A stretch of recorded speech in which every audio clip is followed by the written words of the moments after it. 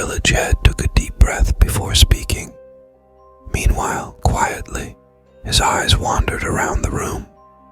On the wall, there was a 4R-sized photo of a woman with a slender face and pointed chin, blue eyes and a straight nose, smiling. Staring at Mrs. Ratme's photo for a while sent shivers down Mr. Ratmo's spine. He said, "So, Bang Ratmo, I want to be frank with you. Perhaps you've heard rumors here and there." Hearing the village head's words, Grandma Easter immediately excused herself to go to the kitchen. "What rumors, Mr. Village Head?" "About your wife." Mr. Ratmo fell silent for a moment. His eyes seemed to be gazing into the distance. Perhaps he had heard a lot about his wife all this time, but pretended to be deaf. "I apologize if I am too straightforward, but what can I do? This has become very distressing," continued Mr. Village Head. "I don't know if the rumors out there are true. If they are, I hope Ratme will meet me, even if she has become a spirit," replied Mr. Ratmo. "I understand, but this situation has greatly disturbed the villagers. We want things to return to normal, even though I have no right to interfere in your personal matters. But because it affects the peace of many people, whether I like it or not, I have to get involved."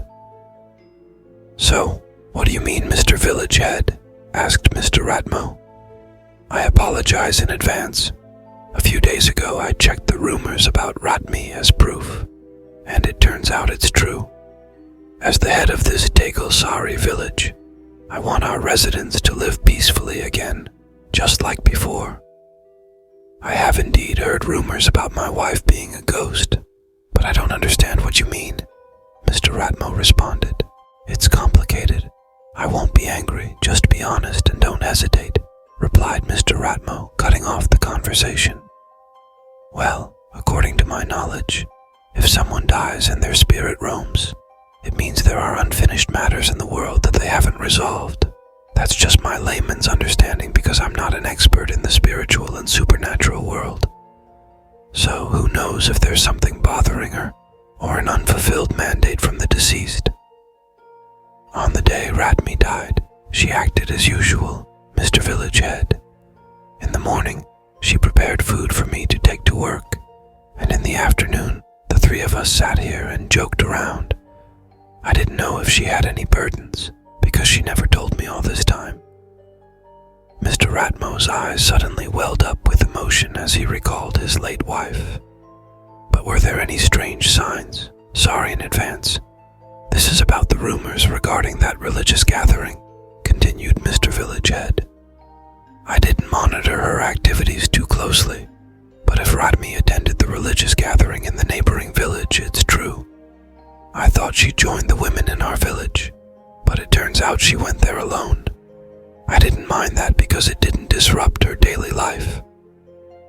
But what's strange is that, I don't know if this sounds strange to you, Mr. Village Head.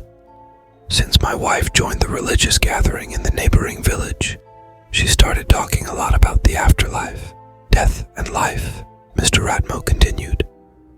Go on. Mr. Village Head seemed enthusiastic. "One night she told me how much she missed paradise. She was too tired of living in this world, but it didn't mean she wasn't happy with me. There were significant things she couldn't reach that kept bothering her. Every day she had to witness social inequality, where the poor got poorer and the rich got richer. She wanted to help, but she said we too were from the lower class, and if we helped those in need, we would also suffer. At that time I thought Ratme was just rambling, not like her usual self, maybe because she was exhausted.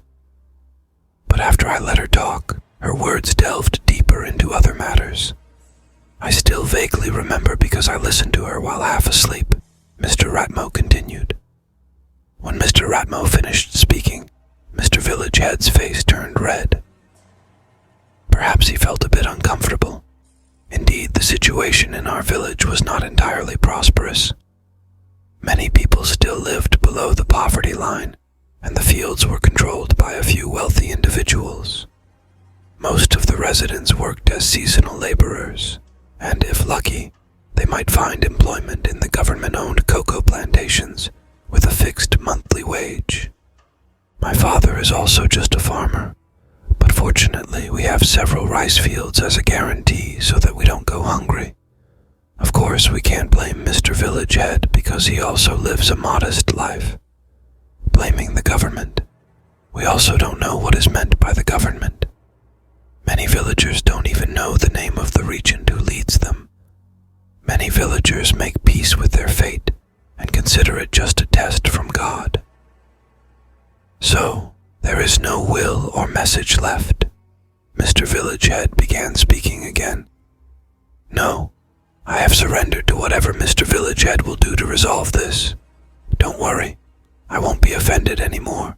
I just want my wife's spirit to find peace in the afterlife. The evening meeting yielded nothing from my father's words, except harsh remarks for Mr. Village Head. But at least now we have obtained permission from Mr. Ratmo to summon a shaman to solve this problem. It seems that Mrs. Ratme is already stressed. She has been indoctrinated with the teachings of her religious teacher. According to her husband, she often talks nonsense, Mr. Village Head said to my father on the way home. So, what's the next step, sir? My father asked. Well, I definitely have to inform the head of the neighboring village about the activities of the religious gathering led by the city people.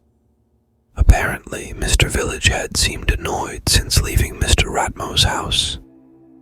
Regardless of that, sir, I mean, about the continuation of Mrs. Ratme's ghost terror, what are we going to do? Oh, just gather a few people. We'll have a meeting in the village hall tonight, Mr. Village Head replied. The cold night wind pierced through the bones. The ripples of the river could be heard from a distance, alternating with the roar of the wind that sometimes echoed. But when the situation was truly silent, the sound of a woman's moans could be heard, as if banging on every house door. Unfortunately, Mrs. Ratme's fate is pitiful. Whatever she wants, her spirit refuses to leave the world. If there are villagers curious about Mrs. Ratme's ghost stories, just sit back on the porch around midnight. Maybe, if lucky, you will see a woman in a sarong walking in front of the house. But don't try to call her unless you want to see a pale and terrifying face. Maybe you still remember Mr. Usman. His life became restless because of the shadows. The horror still lingers in his mind. Every Friday night he always stays at his in-laws' house. He says that every time he sleeps, his wife is always scared because the terrifying incident happened just a few meters from their house. I once saw Mr. Usman with a tired face talking with other men during the day in the fields. He said that last Friday afternoon he was getting ready to stay at his in-laws' house. He cleaned the house, prepared a change of clothes, and got raw cassava ready to fry later at his in-laws' house as a snack. Before leaving, he sat on the porch while enjoying a Kritek cigarette. When it was still around 5 p.m., Mr. Usman waited for the call to Maghrib prayer, as he usually waited for darkness before turning on the electric lights in his house before leaving. The shadows of Mrs. Ratme's body hanging on the rambutan tree sometimes flashed in front of Mr. Usman's eyes.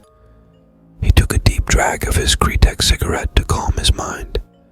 But in that calm state, suddenly, there was commotion from inside his house, precisely from the kitchen. Initially, Mr. Usman ignored it, thinking it was the work of a cat.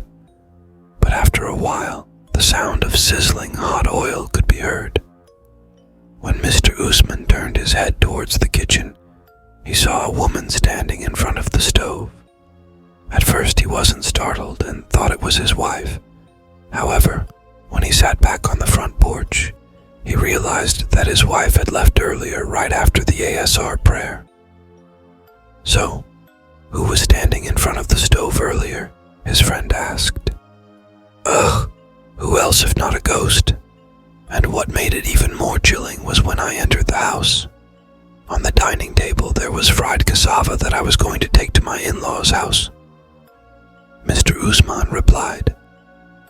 Mr. Usman said that when he was still shocked by the sight of the fried cassava, suddenly from the kitchen, a figure of a woman walking towards the back door appeared. The figure was wearing a red nightgown with flower motifs. Mr. Usman's body suddenly became stiff and cold. He wanted to scream, but no sound came out. "Help me, please," said the woman without turning around, then disappeared from Mr. Usman's sight. "Are you being haunted continuously? Did you do something wrong to Mrs. Ratme?"